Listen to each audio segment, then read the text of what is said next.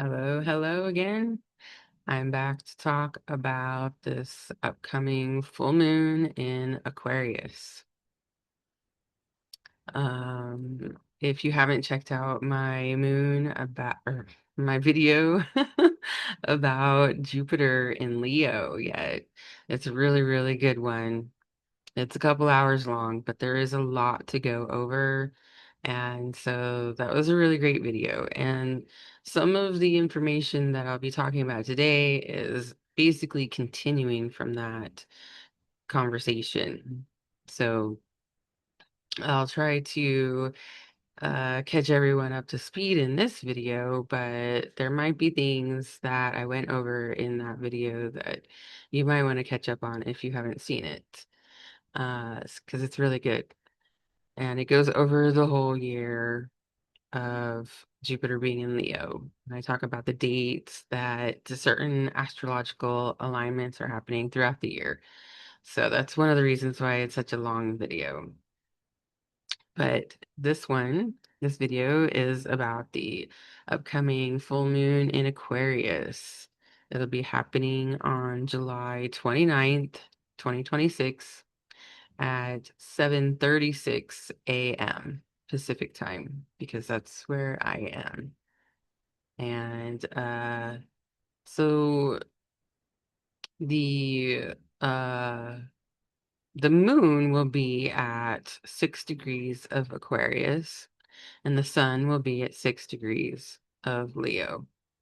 And we'll see here what other planets line up. And I am also bringing the fixed stars into this again. So that'll be at the end. And so yeah, the water bearer is the sign of Aquarius. The constellation in the sky is of a water bearer and a person pouring water.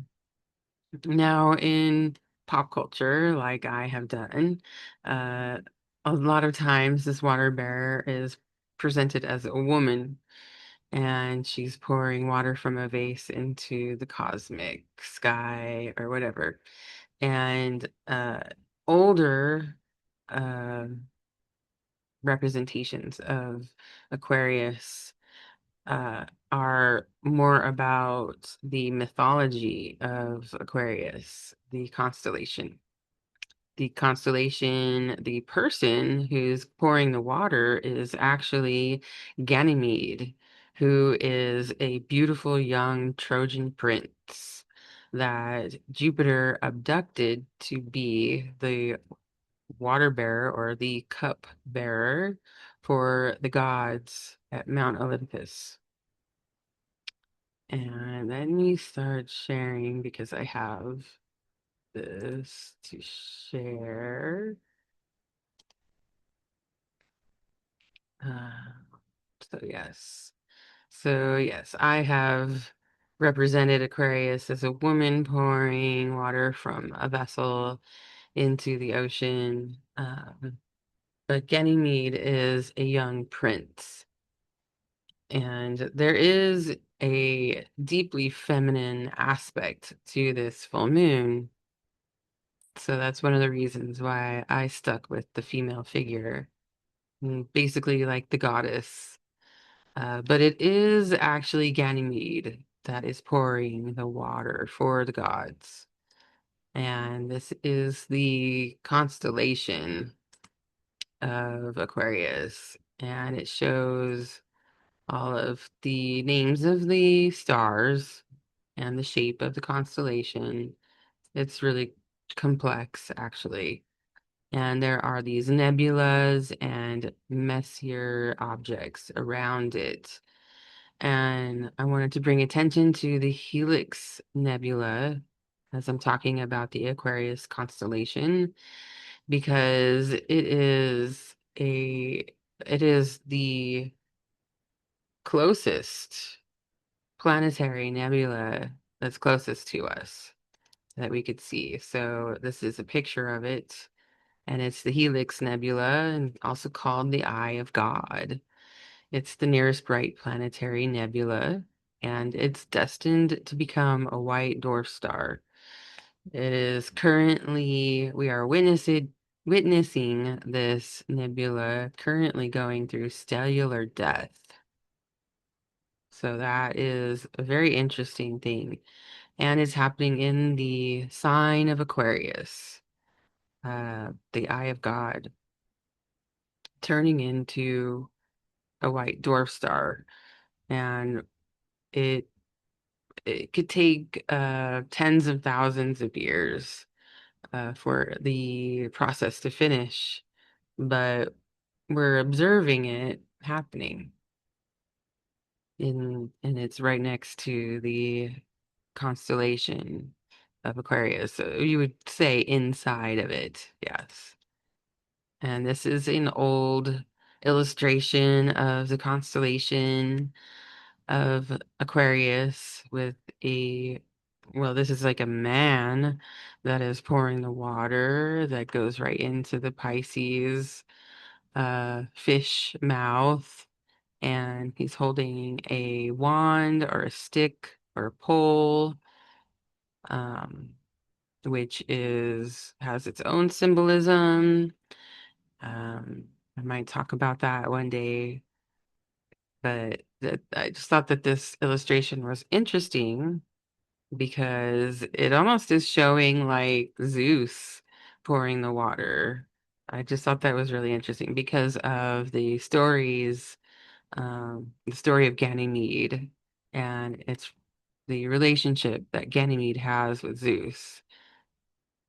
And so this is Ganymede and Zeus. This is an old vase painting, some kind of pottery painting of Ganymede pouring uh, what is probably a libation, a ritual liquid into one of those flat dishes. And I talk about this in my Jupiter video, but it is a shallow dish that is made for a ritual um, to honor the gods. And so this uh, slide here shows that in really old painting.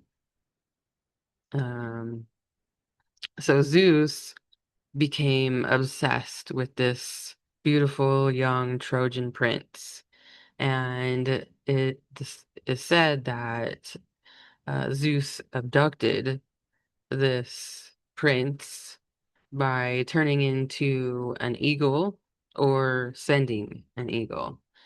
And this is one of the representations of that in a mosaic where it's a giant eagle taking the boy. Um, Here's another one where it's a little bit more uh, sort of romantic period, like, 'cause it's very lush and the struggle is not as apparent in this because one of the things about this story is that it evolved. Um, and in its oldest sense, it was about the relationship between an older man and a young boy, and that the kind of relationship that ensues sort of like a mentorship. And then it became a little bit more of a romantic relationship that was represented. And here is another uh, piece of art of Ganymede being taken away by this giant eagle. And then lastly, one where it's like he's riding the eagle happily to go with it, and he's got the cup, uh, the ritual cup in his hand also. So yeah, the evolution of basically the romanticization of this relationship grew over time. And so One of the things is that Zeus granted eternal youth and immortality to Ganymede, and that is how Ganymede essentially eventually made it to being a constellation. And here is a nice, it's a very sweet representation between Ganymede and the eagle, where Ganymede is feeding the eagle, uh, and is in his more humble state. And so you could see that it's a reciprocal relationship. Um, the elder is the eagle, and Ganymede also feeds the eagle as the eagle teaches Ganymede, basically. And yeah, so I also wanted to mention quickly before I move on to this is that Ganymede is also the largest moon of Jupiter. So again, in my Jupiter video, I mentioned that Jupiter has 101 moons, and there are four main large ones that are named. One of them, and the largest one, is Ganymede. And I just think that all of this is very interesting with regards to talking about the Aquarian archetype. The archetype of Aquarius is really about the eccentric visionary, a higher witness, like a higher consciousness that is resides in all of us. It's about freedom, and freedom is an idea, right? That people have different ideas as to what freedom is. Um, Aquarius archetype is all about being the revolutionary. Also, it's about being intellectual and having it really represents the Enlightenment period because that was when Uranus was discovered also. So this is one of the things about Aquarius archetype because Uranus is one of the rulers. And also alchemy is a big part of Aquarius archetype. Uh, the idea that uh, one thing is transformed into another that is better than it was before.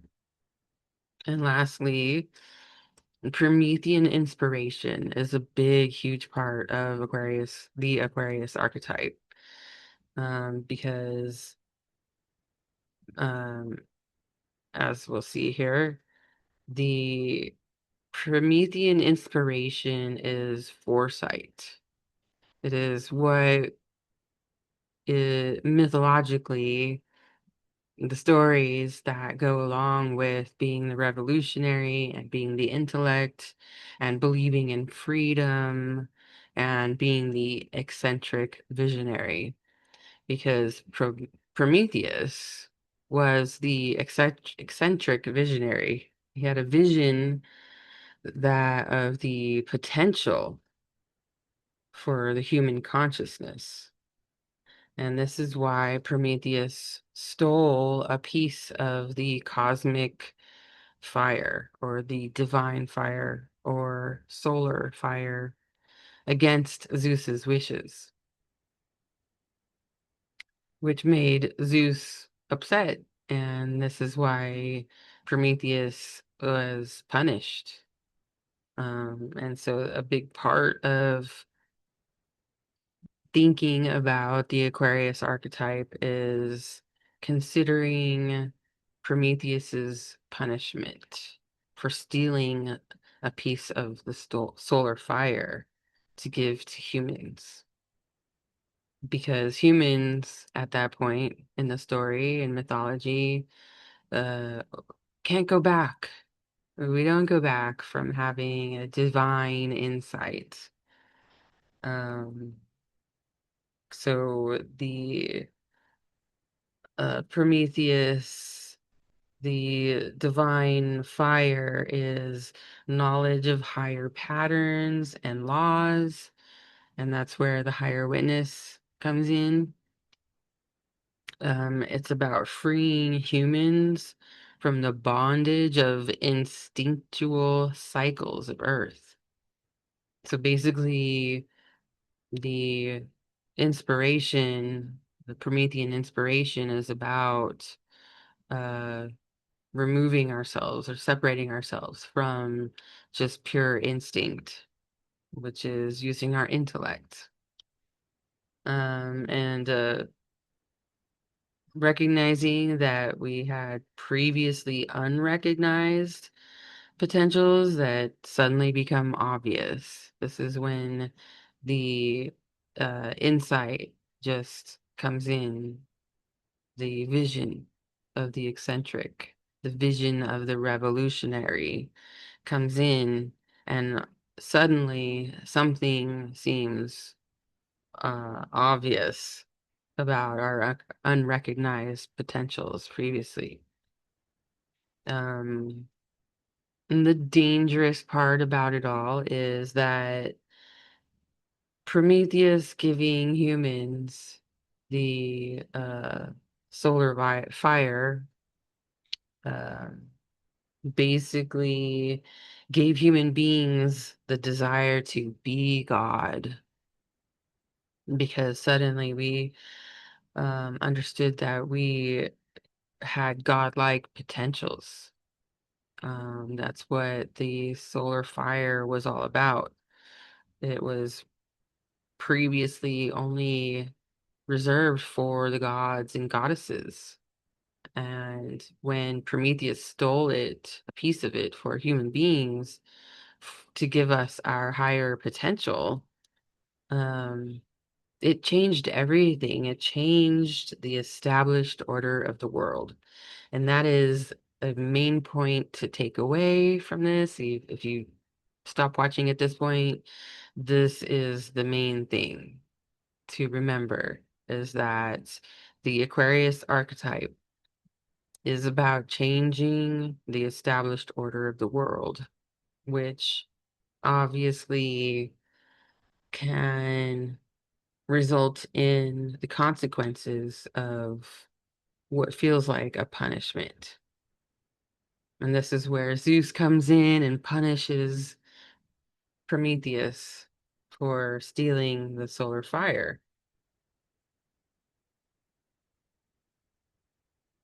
because human beings can't go back from that. And so the typical shadow, the typical shadows that show up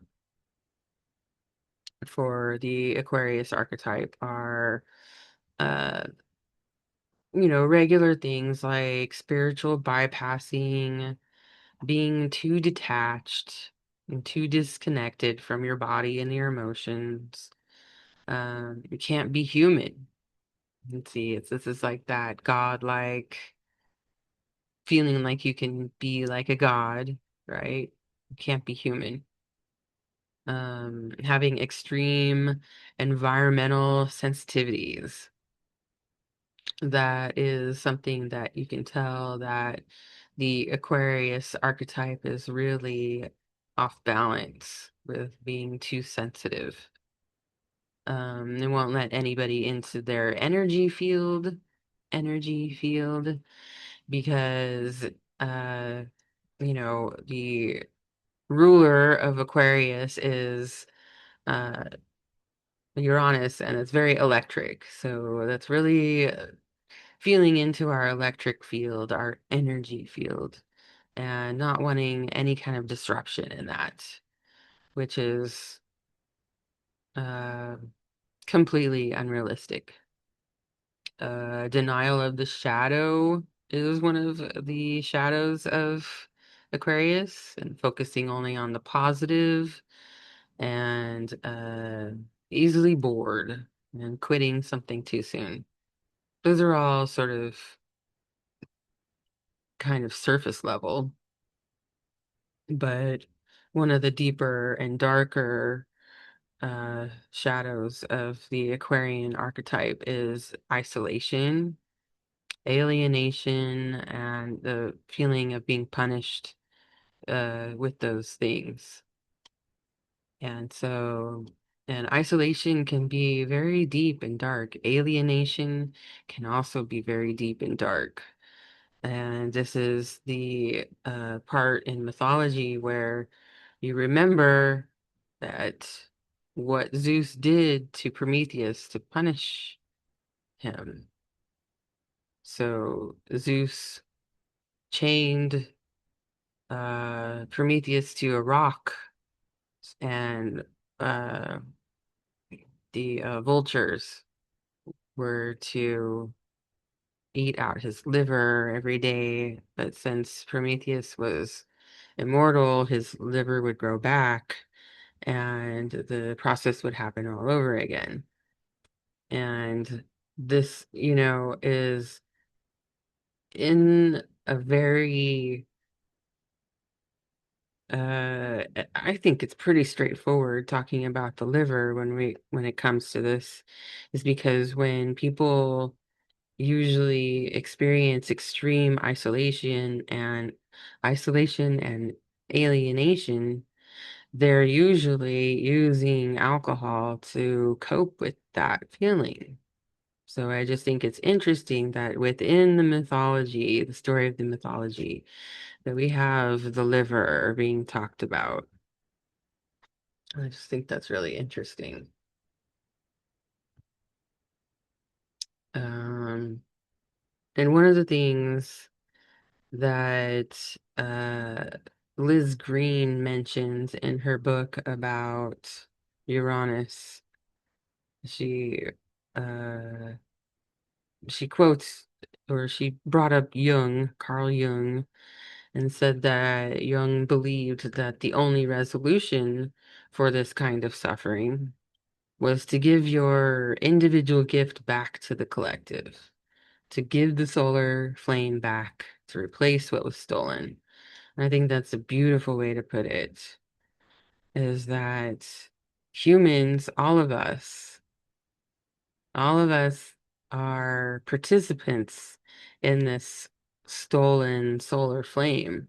That is the spark of life, that is the spark of consciousness, and the visions that we have as humans that become ideas. And I believe that what Jung is talking about here is the alchemy that I mention here in this list. And because the kind of alchemy that I believe Aquarius is really known for is alchemizing isolation and alienation into creative endeavor, some kind of building something creatively. And the idea of building something comes into play when I talk about the fixed stars, but I just wanted to set this up with talking about how the true meaning of alchemy within the Aquarius archetype is turning the darkness of isolation into a portal that brings you back to yourself in a way that where you can access your higher witness, the revolutionary and the intellect, because that is where, that is the solar fire that was given to us by Prometheus, because Prometheus saw the potential in us. And we don't want to necessarily deny that we have a lot of potential. So, and I just wanted to show this beautiful artwork by Jofra Boschart. It's of Aquarius, and you see this man who's pouring what looks like water, but it's actually it looks more like the ethers, right? Because that's really truly what the water is that's being poured. Because even in the mythology, the substance that's in the cup that is being given to the gods by the cupbearer isn't necessarily just water. We call it water, I think, because it's been watered down, but it is normally a libation, and otherwise described as ambrosia, which is basically foods for the gods, liquids for the gods. And so, what would that be? You know, we can use our imagination and think on a human level, or we can use our intellect and think on the scientific level, which is very much what Aquarius is about. So, I just thought that this beautiful painting, and it shows Saturn and Uranus over here as the co-rulers for Aquarius. And we have this figure that looks like it's kind of like a sun or a star, but it feels like to me that this figure is almost like a representation of the solar fire, the divine cosmic fire that Prometheus stole for the humans. And this etheric substance that uh, this man, Ganymede, is pouring is some kind of alchemical mixture that is uh, going to come down to humans from the cosmic ocean, from the cosmic sky, the cosmicness, universe. There's so many different words to describe the space that there is so much of. Um, but yeah, I really wanted to honor this piece of art because there is so much to it. And I want to say thank you to Symbolic Studies for breaking it down. I understand it better. I will let you, the viewer, if you're watching this, I'll let you find Symbolic Studies yourself because it is a gold mine. Oh my goodness. I love it. I love it.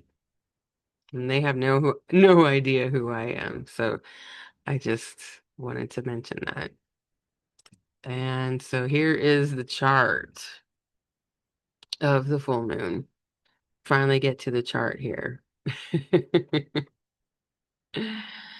And we can see that the moon and the sun at 6 degrees respectively.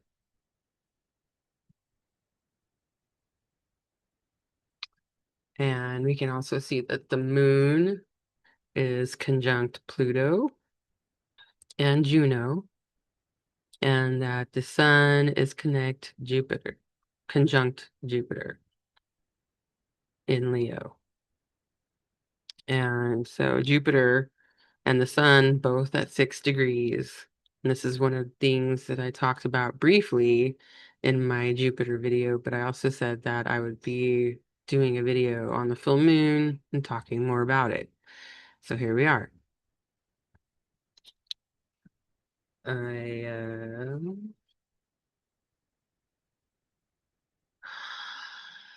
let's see.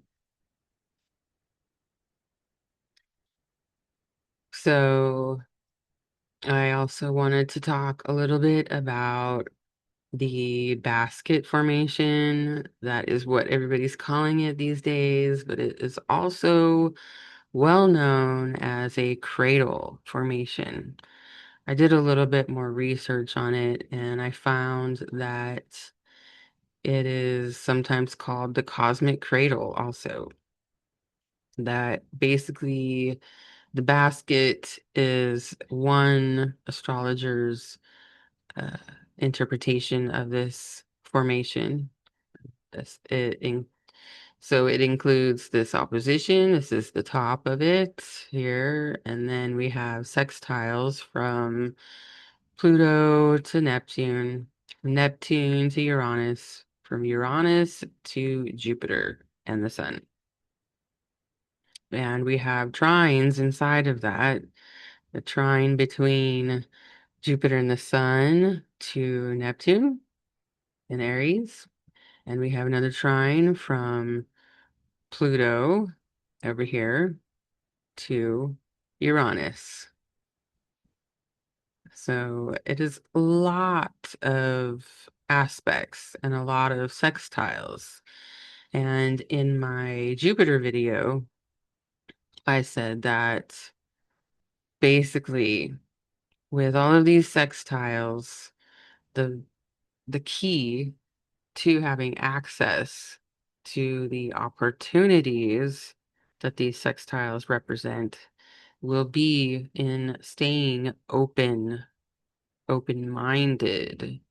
And this full moon in Aquarius and all of the things that I've been talking about prior to bringing up the chart was all on purpose to talk about how human beings have this beautiful ability to keep an open mind because we were given the gift of solar fire in order to be able to do that.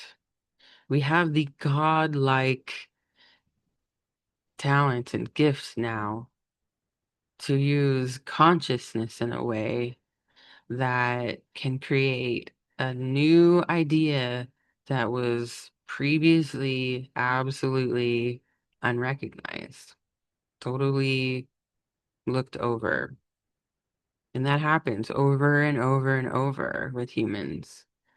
Much of our history is made up of talking about other human beings that changed everything with their invention, with their idea, and this basket or cradle formation is a huge, very open opportunity for something like that to happen again. And since uh, a big part of this basket formation or cradle formation is the mini trine between those outer planets, uh, Pluto, Neptune, and Uranus. We have a trine between that and a sextile and a sextile. So this mini trine right here is the driving force and the main substance of this basket formation and why it is so potentially miraculous. Because yes, it does have the potentiality to bring miracles out of it. It is uh, called a cradle. And what do we put in a cradle? We put a baby. And babies are full of potential when they're so small. We have so many ideas about what the potential can be for this little entity, this little soul that just came into the earth plane, right? And that's what we're looking at here, but on this very cosmic level, the biggest cosmic level to where we might have a hard time comprehending what this is even about.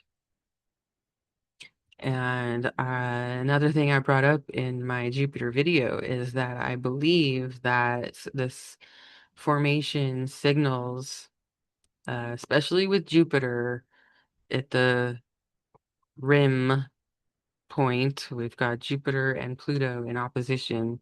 Those two planets hold up the rim of the basket or cradle with the opposition. And this is where the potential pain comes from. And this is why I say there's potential pain, is because there is something coming into full illumination that we won't be able to deny, that's going to bring forward a new age of divinity. And have, I'm trying to carefully word this because on some level, it really looks like the birth of a new god, which is completely blasphemous to say, right? But the think about it. The time that I talk about when I'm talking about mythology, the people that would tell these stories and kept the mythology alive truly believed that, these people walked Earth. Mount Olympus is an actual place in Greece. It's an actual mountain. But, the ancient Greeks believed that the gods and goddesses lived there. And it's not like, a cloud in the sky, which is kind of what people started to believe in later, is like that God exists in the clouds in the sky. We still have this very humanized version of what and who God is. And obviously, with the story of Christ, we still have a very human being uh, embodying the God figure, the Godhead thing going on. So, it, none of this and none of what I'm saying is, I don't use it as proof that God doesn't exist.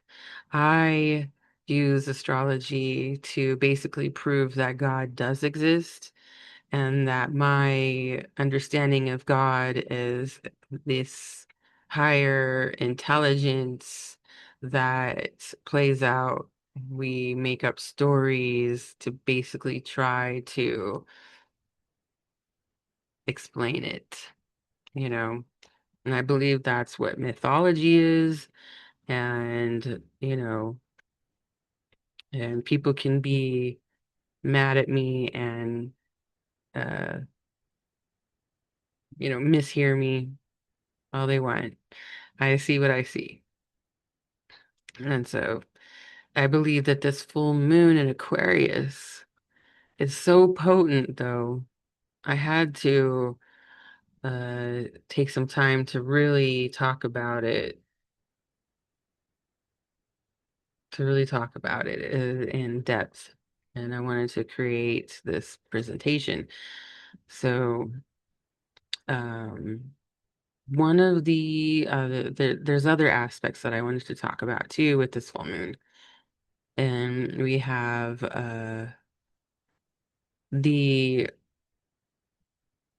there's two rulers of Aquarius. So we have the traditional ruler and we have the modern ruler. And so the traditional ruler is actually Saturn, who is up here in Aries and in a it shows sextile, but no, that's to Neptune. I wanted to show that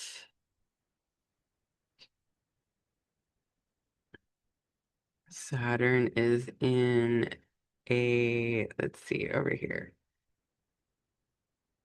It's in an aspect to the North Node. That's what I wanted to talk about. Yes, that's right. So, North Node and the nodes also have changed to Aquarius and Leo. So the North Node is in Aquarius also. So this is a really potent time for Aquarius. Very potent. And we'll have Pluto in Aquarius for many years. And this full moon in Aquarius with this aspect, the cradle basket formation, and I'll talk about the fixed stars in a little bit here. Uh, but it becomes very, very potent, right? And there is there's been this idea for a long time that we're moving into the age of Aquarius, right? Ever since the 60s, and actually before that, the 60s and that song by Fifth Dimension, The Age of Aquarius, it basically popularized this idea that a planetary alignment was going to bring an end to war and ushering in a new era of harmony and peace. And the idea is that uh, the Age of Aquarius would bring us an age where you get freedom to love who you want to love. That was a big part of it. And a liberation from societal norms. And that's a uh, huge theme for Aquarius and Uranus. But with uh, Saturn being the traditional ruler of Aquarius, it gives it a different flavor when you think about Saturn. And Saturn is about, um, responsibility, time, karma, structures, leaders, elders, and being a bit more conservative, right? Whereas Uranus is more uh, progressive and about the future and liberty and freedom, and it's the revolutionary. So, how does Saturn and Uranus work together in this?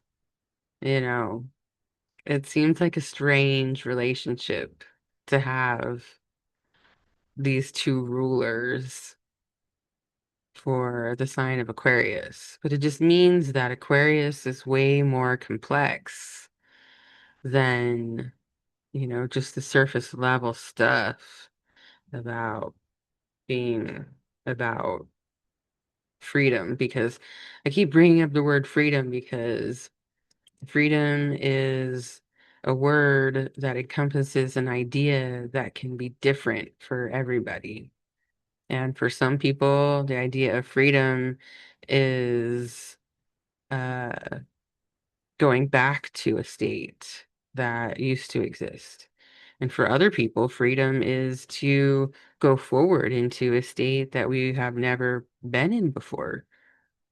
And so these two ideas mix and make a very, um, you know, it makes it to where there is more or less a pendulum that swings back and forth that actually brings us closer to the future as it goes back and forth.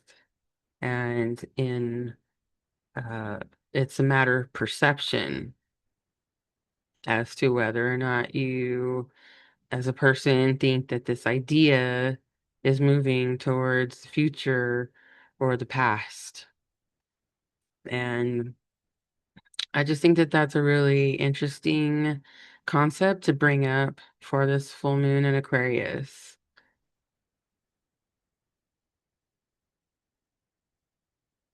So yeah,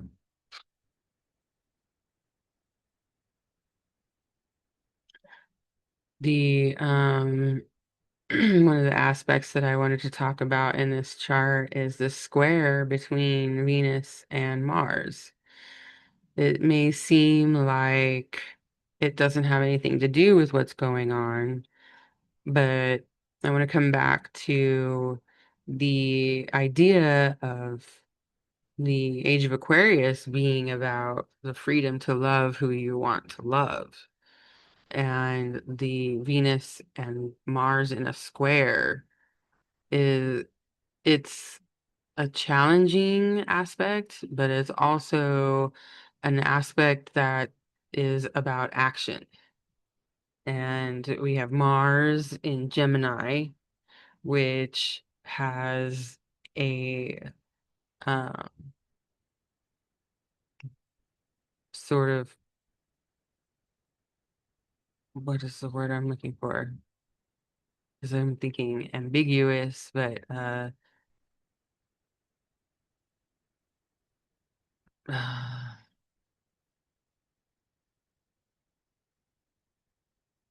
it's a little bit less masculine. I don't know how else to say that because the word isn't kept coming for me. So we've got Mars here in this situation with Gemini, which, like I said, it's not full on masculine. We're talking about two sides, right, of something, two or more of because of Gemini. And so we're looking at the expression of Mars being more nuanced and not just fully just the masculine archetype because it is like yin and yang, right? You've got a little bit of the masculine and the feminine and a little bit of the feminine and the masculine, and that's what is standing out with the Mars in Gemini. And with Venus being in Virgo, Virgo is traditionally the sign of the Virgin, and the Virgin is the unowned, the unwed bride, the receptive female, the female that is waiting for her suitor. And I just think that this aspect is very interesting and bringing awareness because really that's what a square aspect is. This is like bringing awareness to the surface. So the awareness between the relationship between the masculine and the feminine, the receptive and the uh, proactive part of relationships. And here we have Mars looking into his own uh nuance of like femininity and masculinity. Also, the sign of Gemini is about the two brothers that throughout time there are many different stories about two brothers that where basically the evil one kills the good one.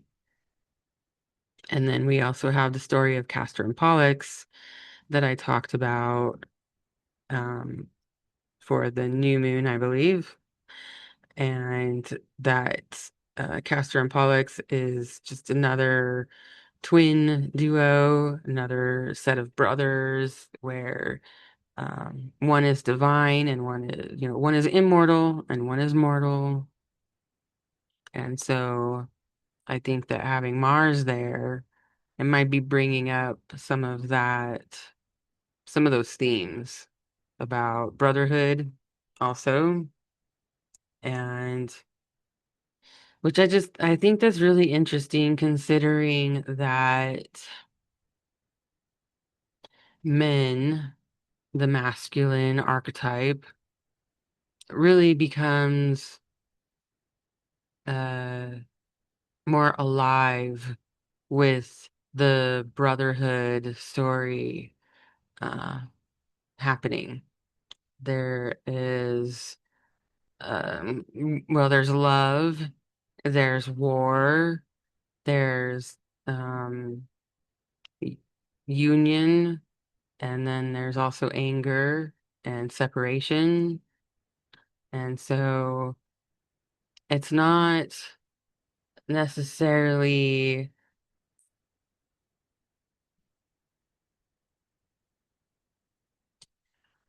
uh, I'm just trying to be careful with my words here because I don't want to just run away with this idea. So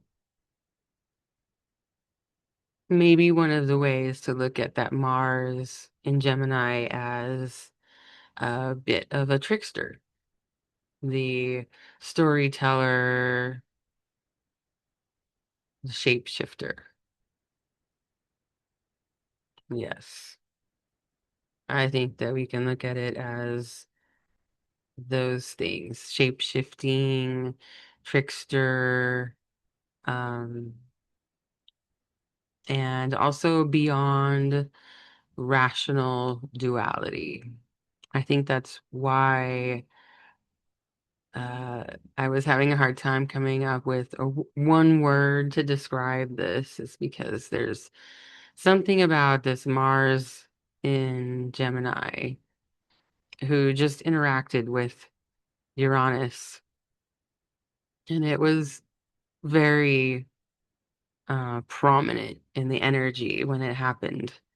And so we're experiencing this Mars who was just electrified by Uranus. And so I really think that the trickster, shapeshifter, and even the magician archetype are coming out with this Mars in Gemini.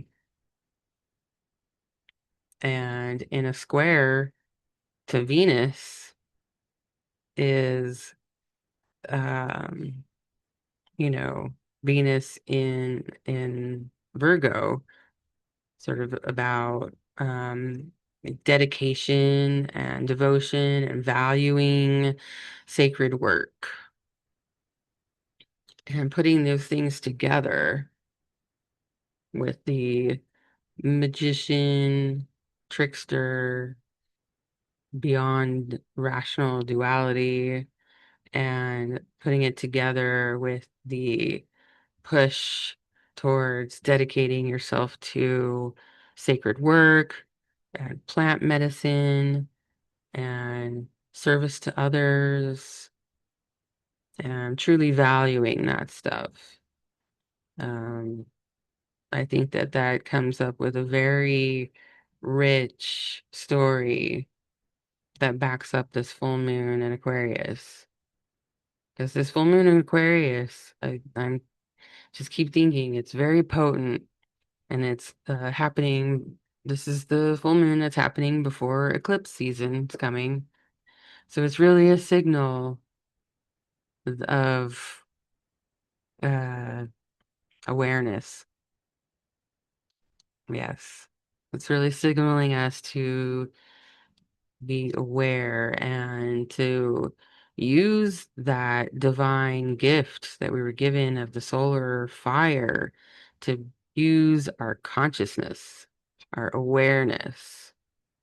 And I think that um, these personal planets, Mars and Venus being in a square and connected with one another in that way is really speaking about our individual process, the individual drive to participate in this bigger scheme of walking into the age of Aquarius, really. You know, the feminine archetype is um, starting to understand more about receptivity and what that actually means. Because without that, you can't receive the gifts, right? And right now, there's a lot of gifts being given out with Jupiter being in Leo. There's just a lot of illumination that is coming around. And with Pluto in Aquarius, there's just going to be a lot of truth dug up that might just change everything. It might change the order of the world. And, thinking of certain scientific breakthroughs that could come through that change everything and the way that we look at everything, you know, that will that would be very much in line with this full moon. But see, this full moon is really just signifying the seeding of all of these events playing out in the future. And then I just wanted to point out that also Mercury, another personal planet, is no longer retrograde in this chart. And so we are able to move forward with some of the emotional things that came up during that Mercury retrograde in Cancer. A lot of emotions, a lot of things from the past, a lot of healing. We're still going on that healing journey right now with all of these alignments that are lining up to basically support that healing process. And it's one of the reasons why I keep reiterating that the work for this basket or cradle formation, the effort that you need to put forth will be staying open-minded, and open to the divine spark and uh, for ideas to come through. So, yeah,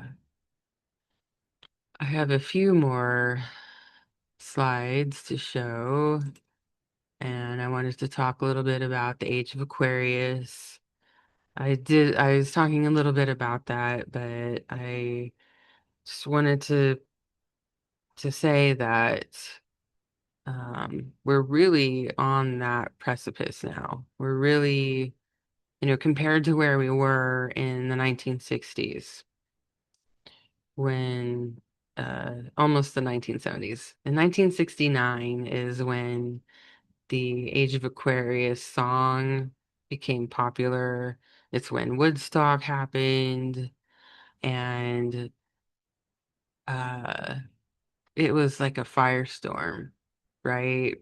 I wasn't there, but we all know about it culturally because there were events that kept happening that was like a mass waking up. And this is Woodstock, pictures of Woodstock.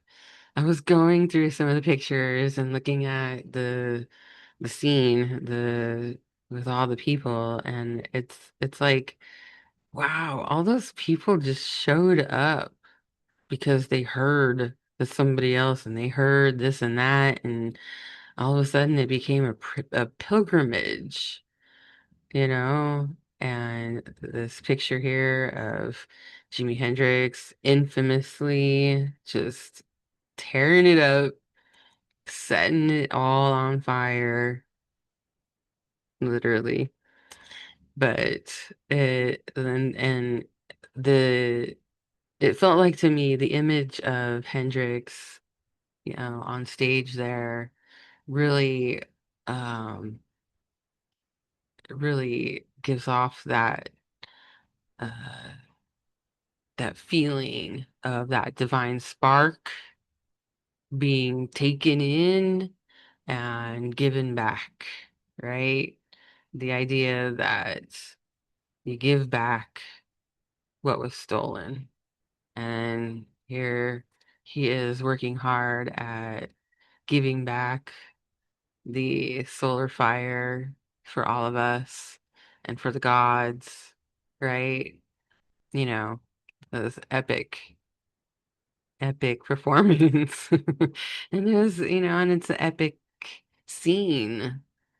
I thought this was a really cool image of these hair flying everywhere because one of the things that I've been talking about was Jupiter and Leo, and I was like, oh, all this hair everywhere really just um exemplifies that Leo thing where the hair is part of the look.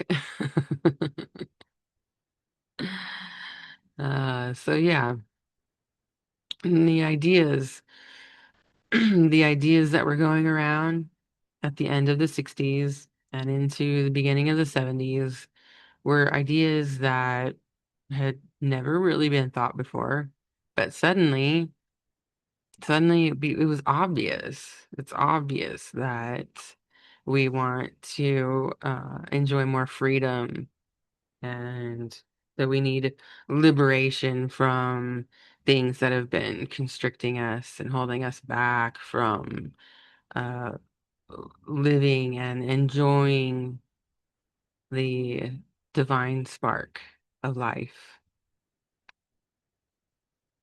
And so, yeah, so I just wanted to talk about that quickly because I just, we are we're really there. We're getting there. Physically, we aren't there yet because the sun hasn't risen in the sign of Aquarius at the equinox yet. That has yet to happen. It's still rising in Pisces. And due to the wobble, this is why this is happening, the precession. So the age of Aquarius is really um it's really upon us, and we are absolutely seeding the future. And the idea that we are birthing a new kind of divinity is really becoming a lot more apparent. And it, I don't think that the crossover is going to be entirely harmonious. I think that, I'm going to talk about the fixed stars here last because that's where I get into the higher energies. I don't know how else to put it. The energies that are always working in the background, and the planets move into alignment with these fixed stars and start working with these fixed stars, and it is on a cosmic level way beyond just our immediate um solar system. So the so yeah, the full moon, the moon is actually going to be conjunct Altair, the star Altair, which is a part of the constellation called Aquila, which is an eagle, a flying creature that's about freedom and all that stuff. And then the traditional ruler of Aquarius, Saturn, is actually has been conjunct Alpheratz for a while. I've talked about it in a previous video because it was significant, but I did a little bit more digging and a little bit more research this time so that I could talk about it in a little bit more depth because it is actually the ruler, the traditional ruler of Aquarius. And so I just thought that it was really interesting that we have two fixed stars that are in play for this full moon, and both of them convey very similar meanings. And so the first one that I'm talking about is Alpheratz, which is the one that is conjunct Saturn. And Alpheratz is a part of two constellations. On one hand, Alpheratz is a part of the Pegasus constellation. On the other hand, Alpheratz is a part of the Andromeda constellation. And so it it was in an older sense, it was a part of Pegasus constellation first. And then stories of like patriarchal stories came in, and then all of a sudden Alpheratz is the neck star in the neck of Andromeda. And on Andromeda as a constellation, so Andromeda as a constellation is represented as a chained woman. She is a chained princess and she's waiting to be rescued. And Perseus comes with the head of Medusa to save her. And so we have a story of um, rescuing a captive. And on the other hand, the older myth is that Alpheratz is part of the square that makes up the body of Pegasus. And Pegasus is actually born from the neck of Medusa after her head is cut off. So I think that there's an interesting relationship there between these two stories of the constellation, and that this one star gets caught up in both of these constellation stories.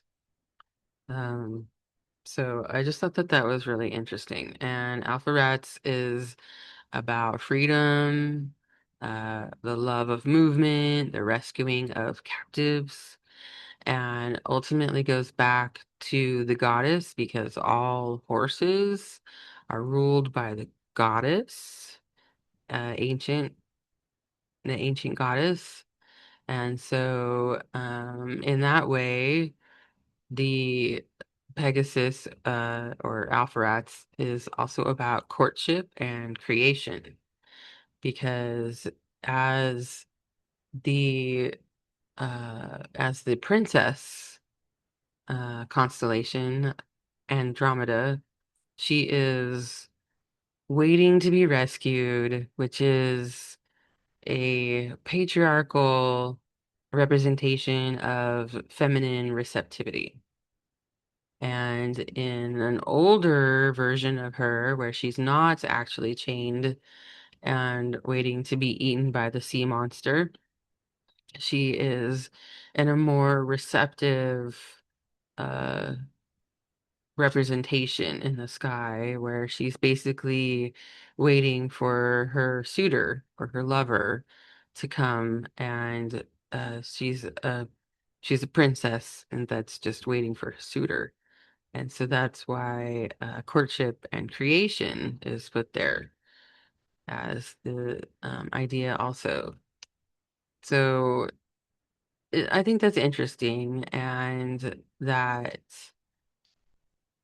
the conjunction of this star, Alpheratz, with Saturn is really about the architect stereotype, or the architect archetype to create physical reality and being willing to take on the long, hard road in order to see one's dreams come true. Which is really where we're at, where we're building the Age of Aquarius, right? We have to commit to the long, hard road at this point.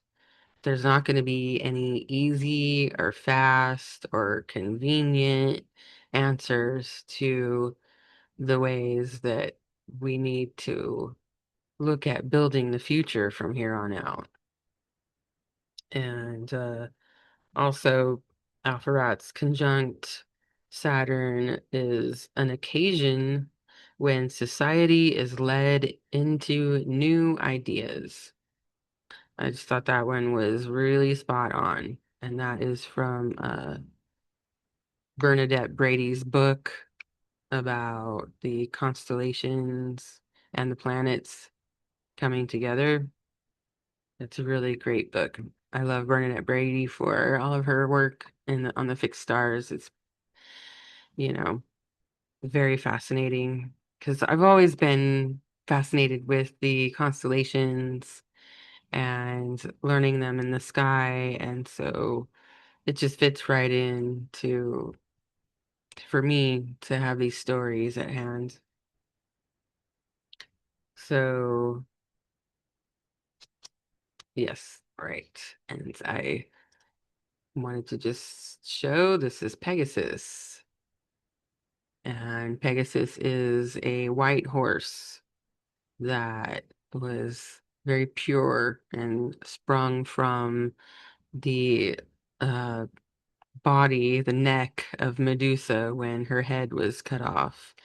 And essentially, Pegasus is the child of Neptune. I think I read that.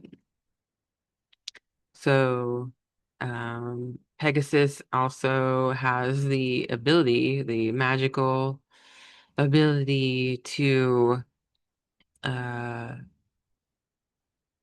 create a spring of water where it does it does its hoofs, or whatever that's called, strikes its hoof. So, and there is a infamous stream of water in Greece that is named something that essentially means the horse's spring or horse hoof spring or something like that. And so that is one of the other magical abilities for Pegasus. And I just think that's interesting because uh full moon in Aquarius, we have Pegasus right there. And Pegasus is known for flying, but also having water symbolism around it, just like Aquarius. Yeah. And show in this that basically, so I'm talking about Aquarius and Pegasus right here. I didn't do the circle right here because I thought of it afterwards, but here's the Aquarius and Pegasus very close to each other. And I wanted to point out this graphic is actually meant to point out that the full moon right here and Pluto are conjunct Aquila, which is the eagle in as a constellation. And Altair is the star that is a part of the Aquila constellation. And Altair, as a star, is known for boldness, military power, divine fire of inspiration. Really? Divine fire? It's exciting. Determination, risk-taking, action, and being in service to others. That there's all kinds of sort of aggressiveness to this star, but in the end, the star, the energy belongs to being in service to others. Like you want to say protecting other people or protecting your people, protecting people against evil. That's how I wanted to put it. But look at there, the divine fire of inspiration. And that is interesting correlation since been talking about Prometheus stealing a portion of the divine fire for humans so that we could have things like inspiration, which is considered godlike. And Altair, as the eagle, is, or sorry, Aquila, as the eagle, is possibly related to Zeus's eagle.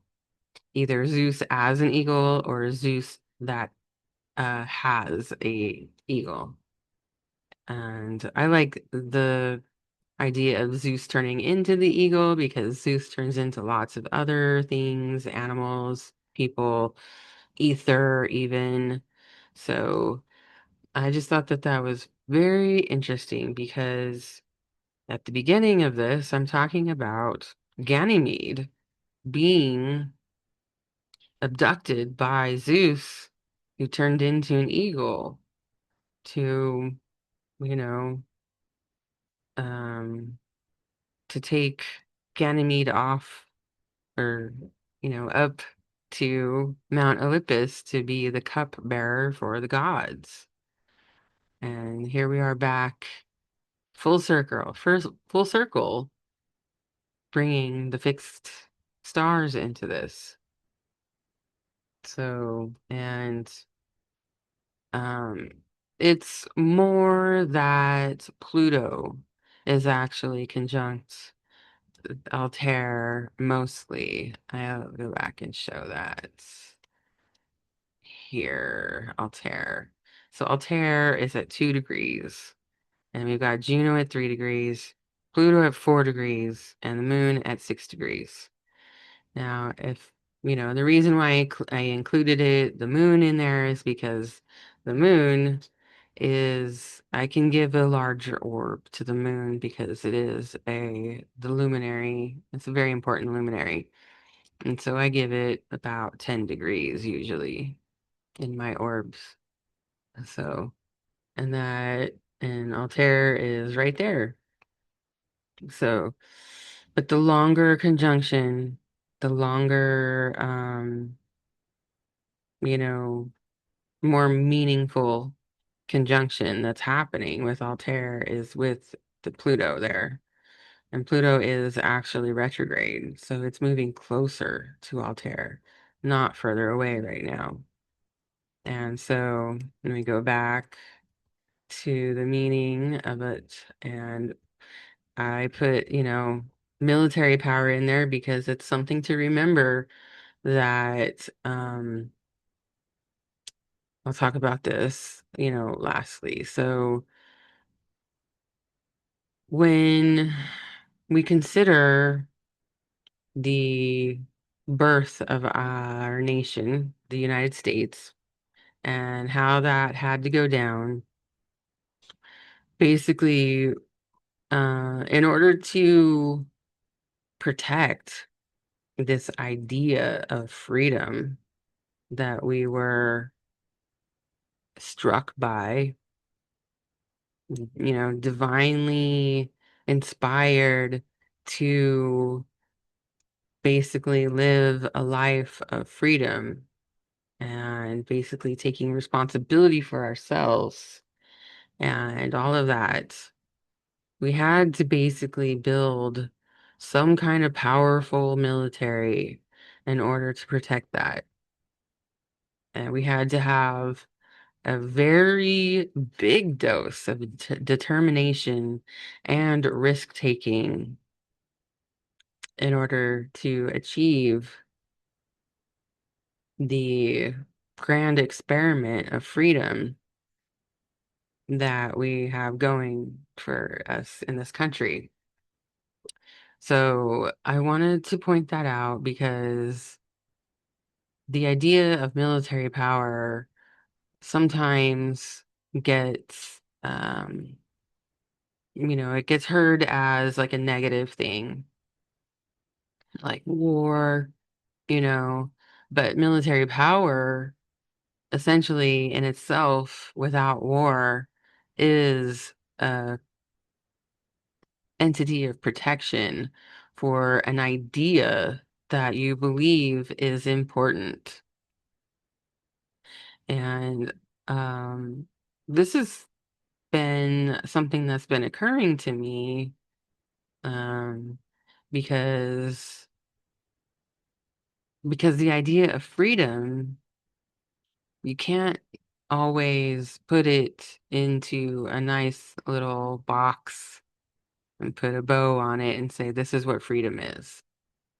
Basically, freedom is an idea that is constantly shifting and changing based on what divinely comes in, what kind of inspiration comes into our consciousness.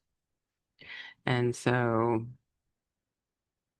I think that it is very interesting to end on that for this full moon in Aquarius to remind everybody that's watching that sometimes this energy, and you can see it in this picture of the eagle. That's why I chose this picture. Is it's There's nothing evil or bad about what this eagle is doing. It is focused, it's righteous, and most of us who have reverence for this bird would call it divine. So, um, and I really don't like war. I'm definitely not into the military. That's not really my thing. And so I thought that it was a very interesting journey that the charts are talking about um, these energies in such a way that that we all have to consider what it takes in order to move forward with this idea of freedom and liberation. So, well, all right. I think I'm gonna stop sharing this. All right. So, I hope that you enjoyed that because I really had a lot of fun talking about all of the energies that are leading up to this new step forward towards the age of Aquarius. It seems very apparent to me looking at the chart. And so I hope that everybody has a wonderful full moon in Aquarius. And I'll be back next time for the new moon in Leo. That should be fun. All right. Well, see ya. Bye.